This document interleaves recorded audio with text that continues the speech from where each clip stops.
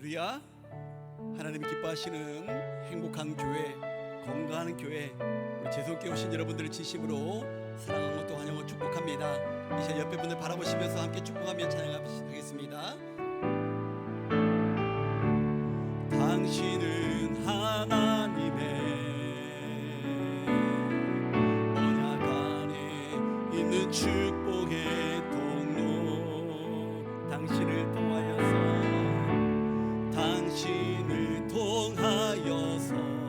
열방이 주께 돌아오게 되리. 한 번 더 우리 고백하실까요? 사랑하고 축복합니다. 할렐루야. 아멘. 오늘 오신 모든 분들을 진심으로 환영하고 또 사랑합니다. 몇 가지 광고 말씀드리겠습니다. 주보를 참조해 주시고요. 오늘 오후 예배 시간에는 우리 권사의 헌신 예배가 있습니다. 그리고 매주 수요일 저녁 7시 30분에 사도행전을 본문으로 성경 공부가 진행되어집니다. 여러분 예배입니다. 여러분 기억하시고 많은 분들이 함께 하셔서 함께 하나님의 말씀을 나누고 깨닫고 또 변화되어질 수 있는 우리 모두가 되었으면 좋겠습니다. 돌아오는 금요일은 월사 기도회를 겸한 금요 기도회로 모이도록 하겠습니다. 오늘도 8월이 금방 지나갔네요, 그죠? 8월달은 덥다 하니까 금방 8월 지나간 것 같아요, 그죠? 8월 한 달도 지켜주시는 그 하나님의 은혜를 또 기억하고 감사하고, 또 9월 한 달도 책임져 주실 그 하나님을 기대하며 우리 금요 기도에 오셔서 함께 기도로 나갈 수 있는 우리 모두가 되었으면 좋겠습니다. 유치부 유초등부 여름 성경학교가 8월 30일 또 31일 이틀간 교회에서 있게 되어집니다. 시간마다 하나님께서 함께 하셔서 우리 어린 영혼들 이번 기회를 통해서 우리 주님을 인격적으로 만날 수 있는 시간 되어지게 해달라고, 또 시간 또 각가지 프로그램을 통해서 하나 될 수 있는, 또 기쁨이 넘칠 수 있는 시간 되어지게 해달라고 여러분들 많이 기도해 주시고요, 또 협력해 주시고 또 후원해 주시기를 부탁드립니다. 교회에서 자는 건 아니고요, 이틀 동안 교회에서 진행되어집니다. 8월 31일 주일은 어떤 날입니까? 네, 총동원 주일인데 가족 총동원 주일입니다. 가족 총동원 주일, 우리 재성의 모든 가족들이 한 자리에서 함께 예배를 드리는 날입니다. 혹시 잠시 개인 방학 중에 있거나 잠시 쉬고 계신 가족들이 있다면 꼭 초청하셔서 함께 예배를 드렸으면 좋겠고요, 이번 기회를 통해서 다시 한번 더 회복될 수 있는 그런 시간이 되었으면 좋겠습니다. 또 우리 재성이 가족으로 만들고 싶으신 분들이 있잖아요, 그죠? 이웃의 지인분들 또 이웃분들, 그분들도 함께 초청해서 함께 예배 드렸으면 좋겠고요, 오후에는 우리가 함께 메가우스에 가서 킹 오브 킹스라는 영화를 함께 우리 관람하려고 합니다. 메가우스 장산점이고요, 제가 예약을 했거든요. 7관입니다. 우리가 2시 반에 볼 사용관은 7관이고요, 보니까 다 리클라이너로 되어 있더라고요. 편안하게 볼 수 있을 것 같습니다. 그리고 우리가 몇 분이 가야 되는지 인원을 파악해야 되기 때문에 여러분들 오늘 또 이번 주 중으로 신청을 해주시면 좋을 것 같은데요, 여러분 개인당 비용이 있습니다. 1인당 10,000원이고요, 보통 우리가 메가박스에서 주말에 영화를 보면 15,000원의 비용이 듭니다. 그런데 우리가 단체로 관람하기 때문에 할인된 금액으로 볼 수 있어요. 그래서 여러분들 좀 부담스러우시겠지만 10,000원씩 내주시고, 혹시 목사님 저는 너무 부담스럽습니다 하시는 분들은 저에게 따로 연락 주시면 제가 해결하도록 하겠습니다. 여러분 주보에 보이는 계좌로 보내주시거나 아니면 우리 황추민 집사님에게 신청을 해주시면 좋을 것 같습니다. 오늘 가능하면 오늘까지 해주시면 좋을 것 같고요, 또 함께 하실 분들도 새로 오신 분들은 비용을 안 받으셔도 될 것 같아요. 혹시 함께 하신 분들 그 명단까지 우리가 좀 알았으면 좋겠으니까 우리 황추민 집사님한테 신청을 해주시면 좋을 것 같습니다. 그리고 우리가 예배 시간에 대해서 여러분들에게 좀 안내를 드렸으면 좋겠어요. 제가 지금까지 한 번도 그런 얘기를 말씀 안 드렸던 것 같은데, 예배의 시작은요 찬양부터 시작하게 되어집니다. 그러니까 여러분 55분부터 10시 55분부터 찬양이 시작하게 되어질 거예요. 그러니까 여러분들 꼭 기억하시고 적어도 55분에 5분 전에 좀 올라오셔서 함께 기도로 예배를 준비했으면 좋겠고요. 55분부터 찬양으로 시작한다는 것 여러분 기억하시고 예배 시간을 꼭 잘 지켜주시기를 부탁드립니다. 그리고 가능하면 좀 이렇게 앞자리로 좀 나오셔서 앉아주셨으면 좋겠어요. 그래서 앞에 빈자리가 없도록 그렇게 앉아주시면 감사하겠습니다. 그리고 우리가 지난주에 지난주에 우리 등록을 하셨는데 지난주에 못 오셔서 오늘 환영하도록 하겠습니다. 우리 문온유 안수 집사님 우리 교회에 등록해 주셨습니다. 한번 자리에 일어나 주실래요? 우리 남전도의 소속이고요. 자진해서 오셨습니다. 우리 환영합니다. 박수 한번 하실까요? 서로 교제하시고 이제 우리 한 가족이니까 서로 함께 마음을 모아서 교회를 세워갔으면 좋겠습니다. 자, 오늘 우리 이제 다음 주에 볼 우리 영화 킹 오브 킹스 어떤 영화인지 우리가 함께 좀 홍보 영상이 있어서 우리가 볼 텐데 우리 어르신들도 함께 갈 수 있으면 좋을 것 같아요. 더빙판으로 했거든요. 그러니까 우리나라 말로 대사를 하게 되어지니까 같이 가셔서 보셨으면 좋겠습니다. 우리 홍보 영상 한번 보도록 하겠습니다.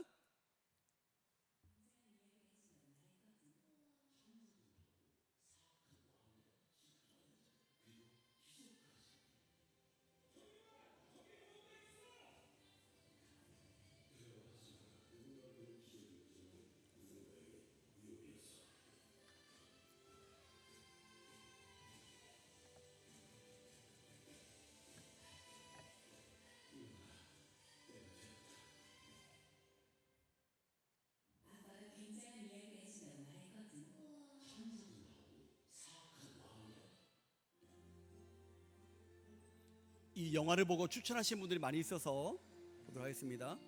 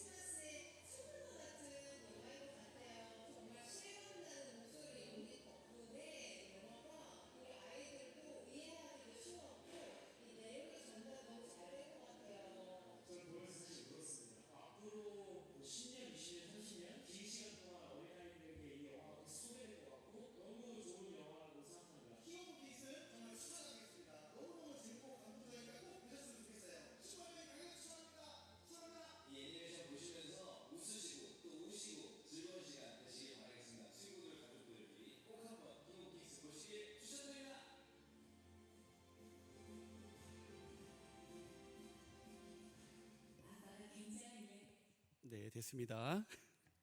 꼭 보실 거죠? 받고 함께 하실 거죠? 오늘 우리에게 주시는 하나님의 말씀을 보겠습니다. 주신 하나님의 말씀은 베드로전서 2장 5절 말씀입니다. 한 절만 보겠습니다. 신약성경 베드로전서 2장 5절 말씀. 다 같이 오늘 주실 말씀을 사모하면서 함께 봉독합니다. 너희도 산돌같이 신령한 집으로 세워지고 예수 그리스도로 말미암아 하나님이 기쁘게 받으실 신령한 제사를 드릴 거룩한 제사장이 될지니라. 아멘. 할렐루야. 오늘은 너희도 산돌같이 라는 제목으로 하나님의 말씀을 나누고자 합니다. 하나님의 귀한 음성이 우리 각자에게 들려지고요, 또 오늘 선포되어지는 귀한 말씀을 통해서 귀한 은혜를 받을 수 있는 복된 시간 될 수 있기를 주님의 이름으로 축복합니다. 지난주에 우리는 4절의 말씀을 가지고 예수님은 누구신지에 대해서 말씀을 나눴습니다. 그러니까 거룩한 삶의 시리즈가 지난주에 마감을 했어요. 우리가 거룩한 삶을 살아가기 위해서는 누구에게로 나아가야 된다고 했습니까? 예수님께로 나아가야 된다고 말씀드렸습니다. 예수님께로 나아가자. 그것이 거룩한 삶의 핵심이라는 것입니다. 베드로 사도는 예수님을 이렇게 소개하고 있습니다. 사람들에게 버림을 받으신 분이지만 하나님께 택함을 받은 살아있는 귀한 돌이라고 소개를 하고 있습니다. 베드로가 소개한 예수님에 대한 그 소개글에 대조되는 두 개의 단어가 있습니다. 바로 버림과 택함입니다. 사람들에게 버림을 받았고 하나님께 택함을 받은 예수님. 여러분, 버림을 받는 것과 택함을 받는 것, 이 둘 중에 하나를 고른다면 여러분들은 무엇을 고르시겠습니까? 당연히 택함을 받는 것입니다. 우리 모두는 누구에게나 인정받고 싶고 칭찬받고 싶고 사랑받고 싶어 합니다. 요즘 왜 많은 사람들이 SNS를 통해서 글을 올리고 사진을 올리고 유튜브에 영상을 올리는 이유가 무엇입니까? 결국에는 누군가에게 선택을 받고 좋아요를 받고 싶어서이기 때문입니다. 그래서 여러분들 유튜브에 영상을 보면 제일 마지막에 유튜버가 뭐라고 멘트를 남깁니까? 다들 유튜브를 많이 보셨네요. 유튜버들이 제일 마지막에 꼭 이런 멘트를 합니다. 구독, 좋아요, 알림 설정 이렇게 멘트를 합니다. 이게 바로 지금 우리 시대의 인정 욕구를 가장 잘 보여주는 말입니다. 누구에게나 인정받고 싶고요,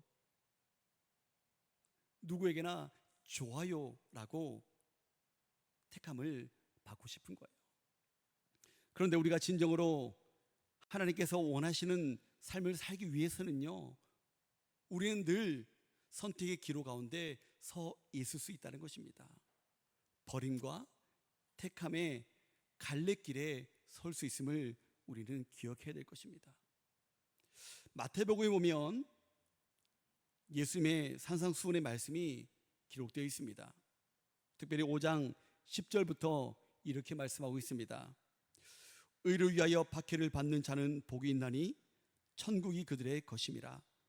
나로 말미암아 너희를 욕하고 박해하고 거짓으로 너희를 거슬러 모든 악한 말을 할 때에는 너희에게 복이 있나니 기뻐하고 즐거워하라. 하늘에서 너희 상이 큼이라. 너희 전에 있던 선지자들도 이같이 박해하였느니라. 할렐루야. 여러분, 이게 무슨 말입니까? 사람들의 선택, 사람들이 좋아요라고 하는 것보다 보이지 않는 하나님의 인정이 진짜 복이라는 것입니다.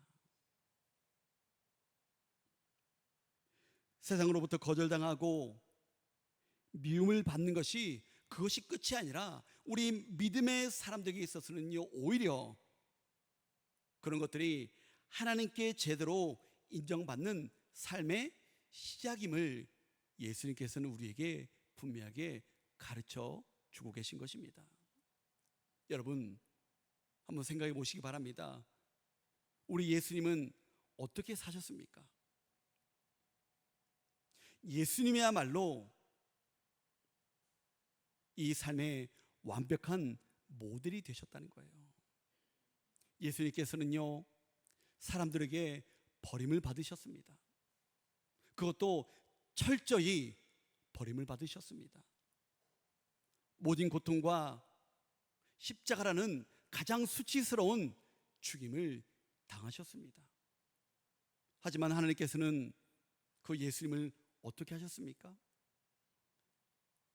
예수님은요, 사람들에게는 철저히 버림 당하셨지만 하나님께서는 그 예수님을 택하셔서 지금 하나님의 보좌 우편에 앉아 계심을 여러분 믿으시기 바랍니다.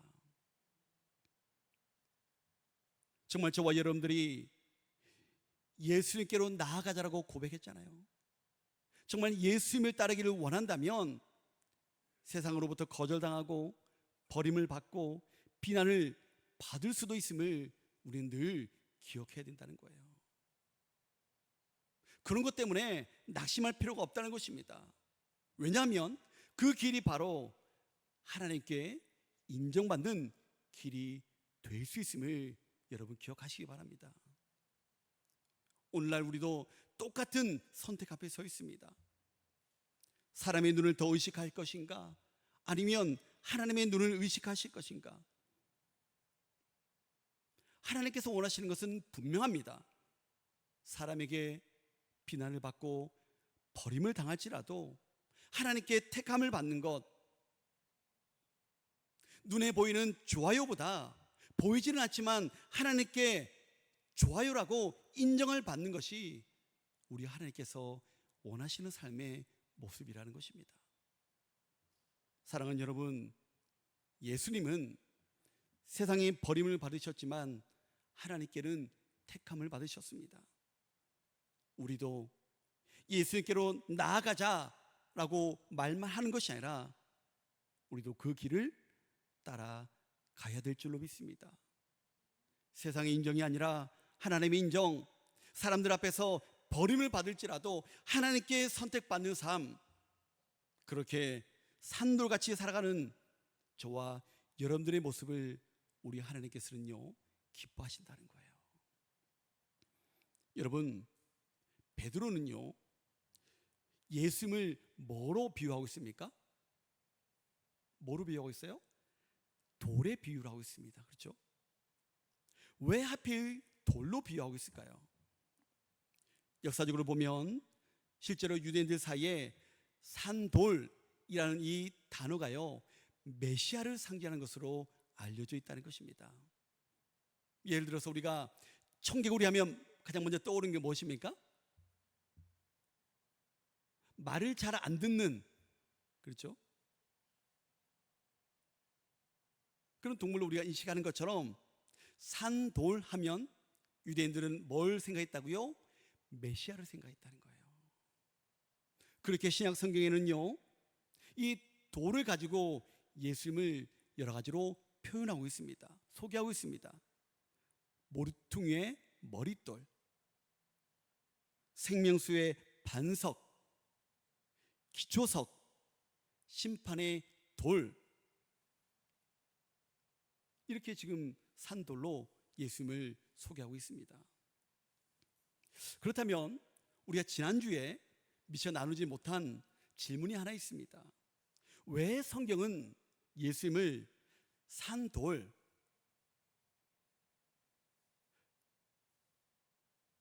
살아있는 돌이라고 성경에 표현했을까요?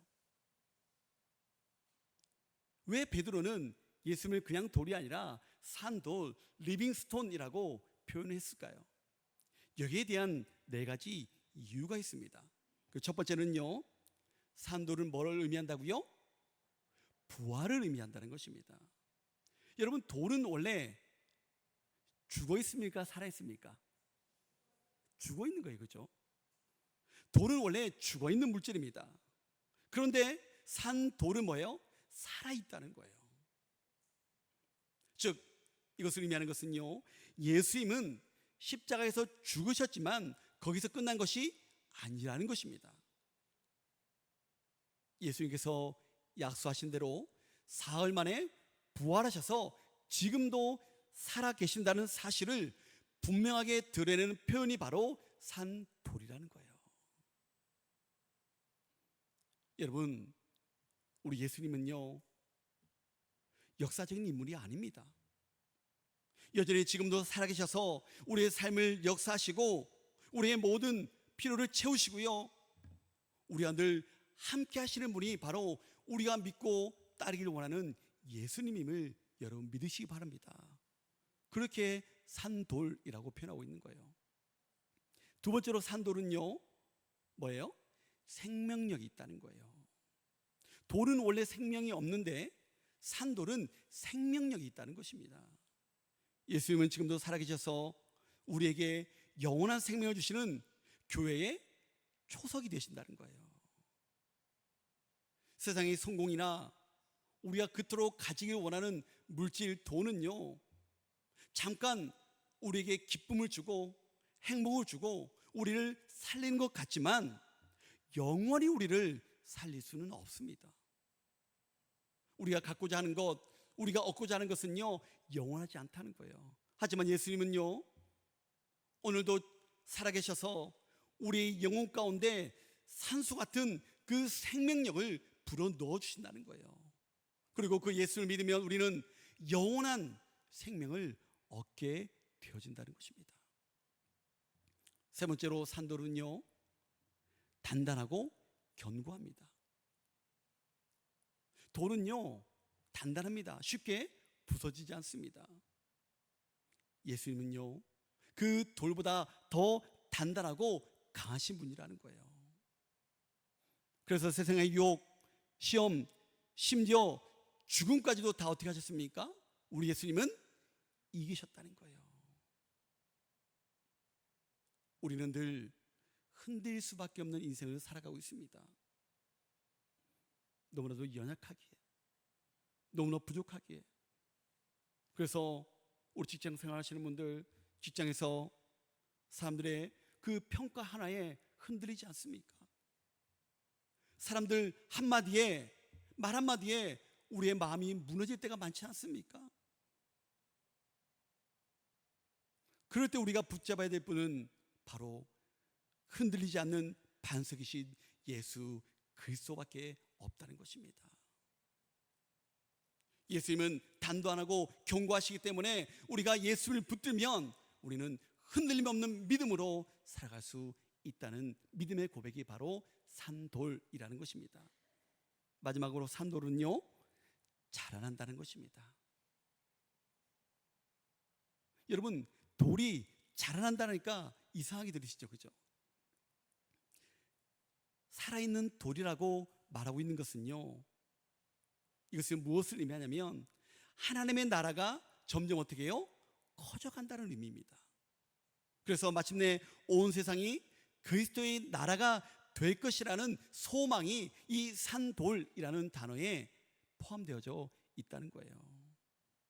여러분, 지금은 세상이 교회를 무시하고 많은 사람들이 믿음의 사람들을 조롱하고 업신여기는 것 같아 보여도 결국에는 하나님의 나라가 이 땅에 완전히 세워질 날이 온다는 사실을 여러분 믿으시기 바랍니다. 하나님이 통치하시는 영원한 나라가 이곳에 도래하게 되어진다는 거예요. 그렇게 우리는요, 우리의 믿음을 포기하지 말고 그 나라를 바라보면서 산돌이신 예수님만 의지하며 살아가야 된다는 것입니다. 그 하나님의 나라를 우리가 어떻게 해요? 날마다 확장시켜 나가야 된다는 것입니다.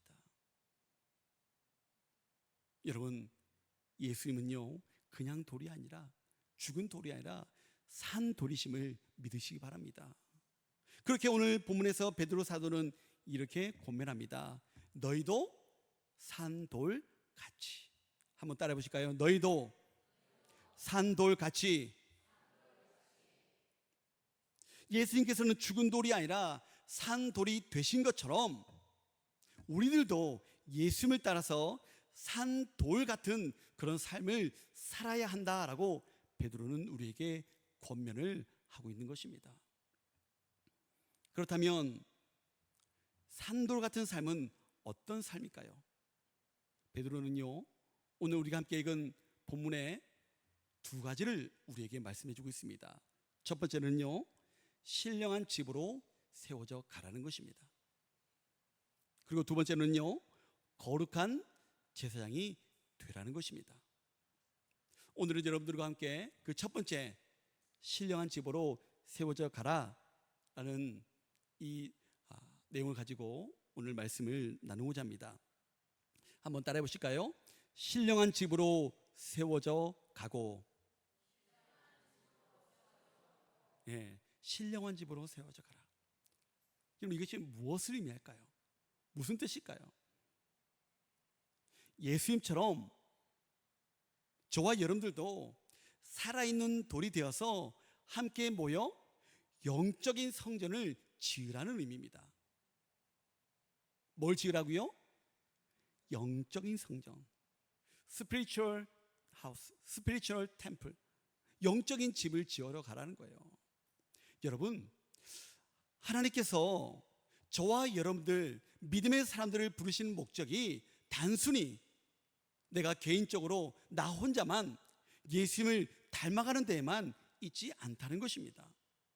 나만 잘 믿고 나만 잘 사는 것에 있지 않다는 거예요. 그것을 넘어서서 우리 모두가 함께 하나의 공동체로 든든히 세워져 가기를 원하신다는 것입니다. 그래서 베드로 사도가 여기서 말하는 신령한 집은요, 개인을 뜻하는 것이 아니라 교회 공동체를 의미한다는 거예요. 에베소서 2장 21절에서 22절에 보면 이렇게 말씀하고 있습니다. 우리 다 같이 한번 읽어볼까요? 시작. 그 안에서 건물마다 서로 연결하여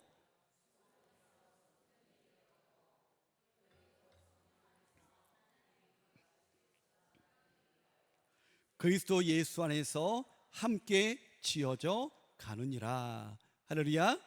아멘. 여러분, 성도 한 사람 한 사람은요, 벽돌 한 장과 같다는 것입니다. 그런데 그 벽돌 한 장만 있으면 그게 무슨 건물이 되겠습니까?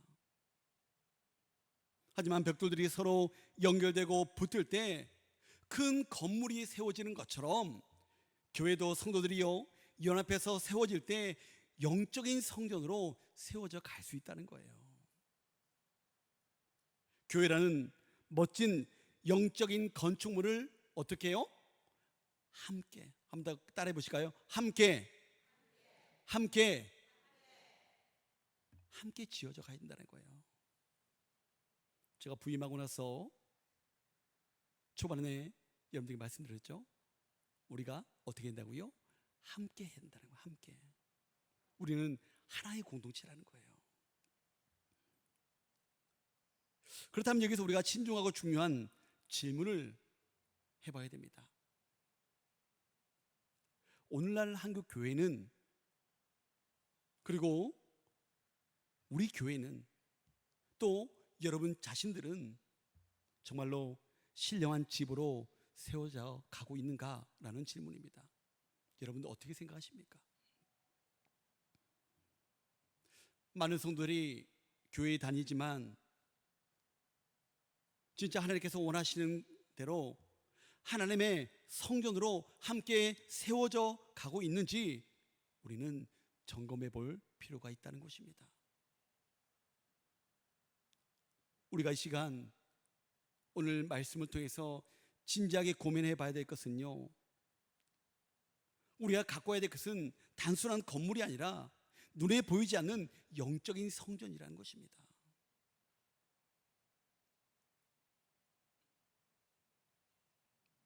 하나님께서 택해 주신 저와 여러분들이 마음을 모으고 힘을 모아서 이 영적인 성전을 올바로 세워가고 있습니까?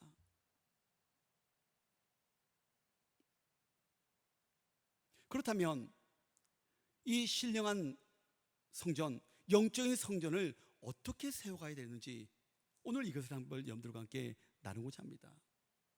어떻게 우리가 영적인 성전을 함께 마음을 모아서 세워져 갈 수 있을까? 딱 두 가지만 기억했으면 좋겠습니다. 첫 번째로,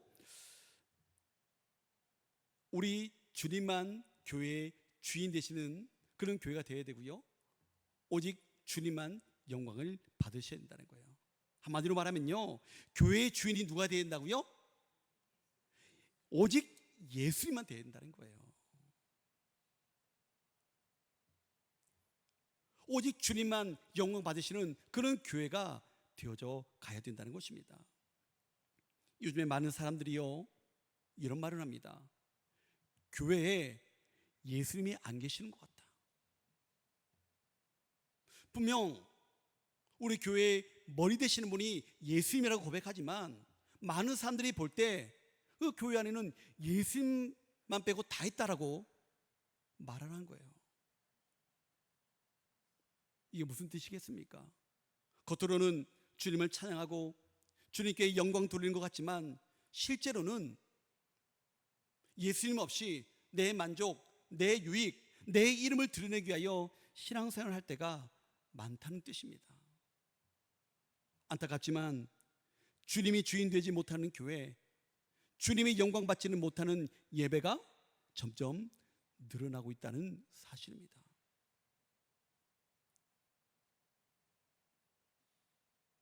하나님을 예배해야 될 그 예배 시간에 정치 얘기를 하고 자기의 의를 드러내고, 그런 모습들이 예수님이 없는 모습 아니겠습니까? 여러분, 안드레 잘 아시죠? 안드레는 세례 요한의 제자였습니다. 그리고 안드레의 형이 베드로였습니다. 자신의 형을 예수님께로 인도한 사람이 바로 안드레였어요. 예수님의 12명의 제자 중에 한 사람이었고요, 그리고 오병이어의 기적의 현장에서 물고기 2마리와 보리떡 5개를 가지고 왔던 그 소년을 예수님께로 인도한 사람이 바로 안드레였습니다. 안드레는요, 늘 순수한 믿음으로 예수님을 따랐던 인물이었습니다. 그래서 제가 이 안드레를 묵상하면서 크게 깨달은 것이 있습니다. 요한복음 1장 40절에 보면 이렇게 말씀하고 있어요. 요한의 말을 듣고 예수를 따르는 두 사람 중에 하나는 시몬 베드로의 형제 안드레라. 또 요한복음 6장 8절에 보면 이렇게 기록하고 있습니다. 제자 중 하나 곧 시몬 베드로의 형제 안드레가 예수께 여짜오되. 지금 요한복음 1장 40절과 6장 8절에 동일하게 안드레를 어떻게 소개하고 있습니까? 시몬 베드로의 형제 안드레라. 여러분, 안드레가 예수를 먼저 만났습니다. 베드로를 예수님에게 소개시켜준 인물이 안드레입니다. 그런데 안드레는요, 늘 그의 형 베드로의 그늘에 가려진 것처럼 보이는 인물이 되어졌던 것입니다. 예수님의 제자들의 명단에서도 안드레는요, 베드로 다음에 기록되어져 있습니다. 실제로 안드레가 제자들 중에 제일 먼저 예수를 만났고 그 예수님께 베드로를 데려간 장본인인데도 안드레는 베드로의 그늘에 가려서 인정을 받지 못했던 인물이었다는 것입니다. 쉽게 말하면 빛나는 조연처럼 늘 뒤에 서 있었던 인물이 바로 안드레였습니다. 그렇다고 해서 안드레가 부족한 사람이었을까요? 많은 사람들이 생각할 때 안드레가 부족한 것이 많아서 또 연약해서 그렇겠지라고 생각할지 모르겠지만 그렇지 않다는 거예요. 안드레는요, 누가 더 유명해지는지, 누가 더 인정받는지에 전혀 관심이 없었습니다. 그의 유일한 관심은 어떻게 하면 주님을 더 잘 섬길 수 있을까? 어떻게 하면 내가 더 주님과 함께하며 주님의 뜻을 따를 수 있을까가 안드레의 관심사였다는 거예요. 자신의 모습보다 예수님을 드러내는 것이 바로 안드레의 믿음의 모습이었다는 거예요. 여러분, 우리 안에는 가끔 신앙생활하면서 이런 마음이 들 때가 있지 않습니까? 내가 이렇게 봉사했는데 왜 나를 몰라주지? 내가 이 교회에 얼마나 오래 다녔는데 왜 나를 이런 취급하지? 내가 하나님께 예물을 이렇게 많이 드렸는데 왜 아무도 나를 인정해 주지 않지? 안드레는요, 그런 생각조차 하지 않았다는 거예요. 그의 시선은 오로지 예수님께만 고정되어 있었다는 것입니다. 사랑하는 성도 여러분, 우리 교회가 신령한 집으로 세워지기를 원하십니까? 그렇다면 먼저 주님만이 주인 되셔야 된다는 것입니다. 나의 자리, 나의 명예, 나의 유익이 아니라 오직 주님의 영광을 위해 헌신하고 충성하는 그런 성도들, 그런 교회가 되어져야 된다는 것입니다. 우리가 그렇게 살아갈 때 우리 교회뿐만 아니라 이 땅의 많은 교회들이 진정한 신령한 집으로 세워질 줄 믿습니다. 사랑하는 여러분, 안드레처럼 살기를 소망합니다. 인정받지 않아도 괜찮습니다. 앞자리에 서지 않아도 괜찮습니다.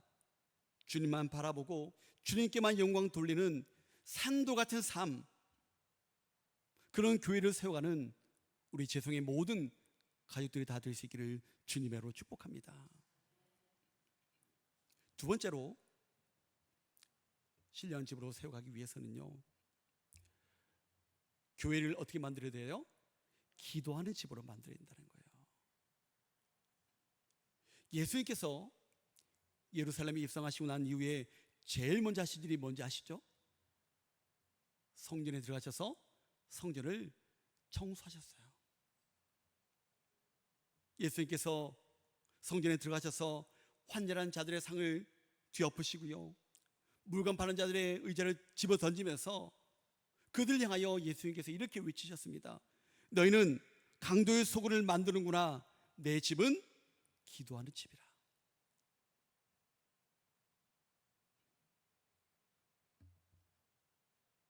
사랑하는 성도 여러분, 여러분들은 우리 재성교회가 정말 기도하는 집으로 세워가고 있다라고 여러분 생각하십니까? 그렇게 믿으십니까?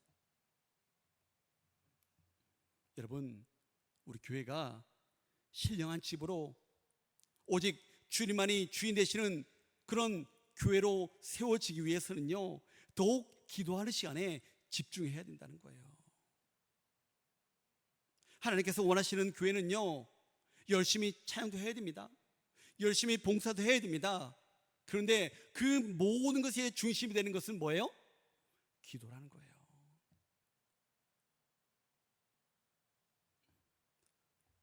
우리 교회에 기도의 자리가 있습니다. 언제 구인적으로 기도합니까? 새벽 예배 때? 또 금요 철야 심야 기도회 때? 또 언제요? 또 우리 권사님들 중보 기도 시간 있죠, 그렇죠? 어떤 분들은 이렇게 말할지 모릅니다. 목사님, 기도가 그렇게 중요한데 기도회가 너무 적은 거 아닙니까? 기도를 더 만들어 주십시오. 주여 나왔습니다.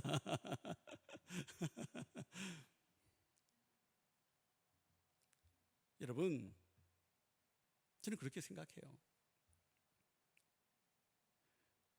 주어진 시간에 최선을 다해 많은 분들이 함께하는 것이 더 중요하다고 생각합니다. 교회가 교회다워지려면요, 먼저 기도하는 사람들이 많아져야 됩니다.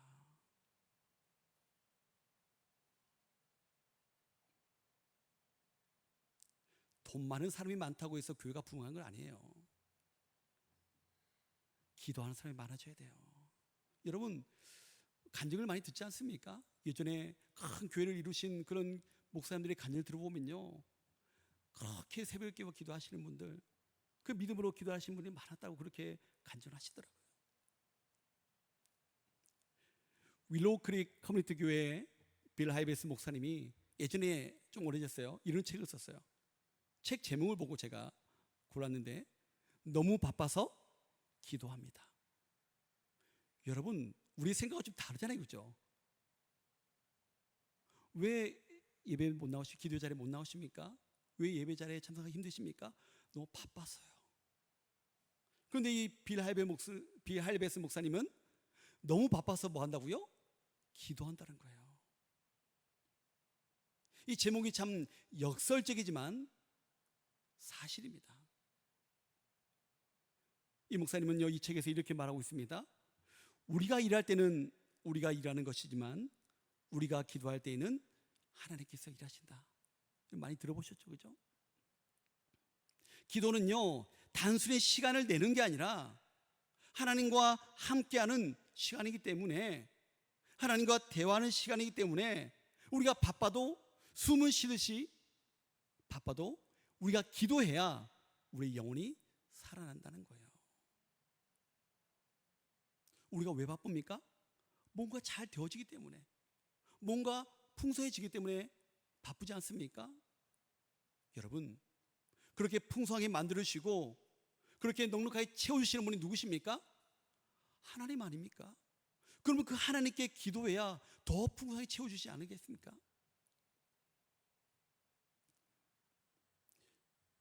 성경은 교회를 건물로 설명하지 않습니다. 성경에서 말하는 교회는요, 하나님을 믿고 따르는 성도들의 모임이 바로 교회라고 성경은 분명하게 말씀하고 있습니다.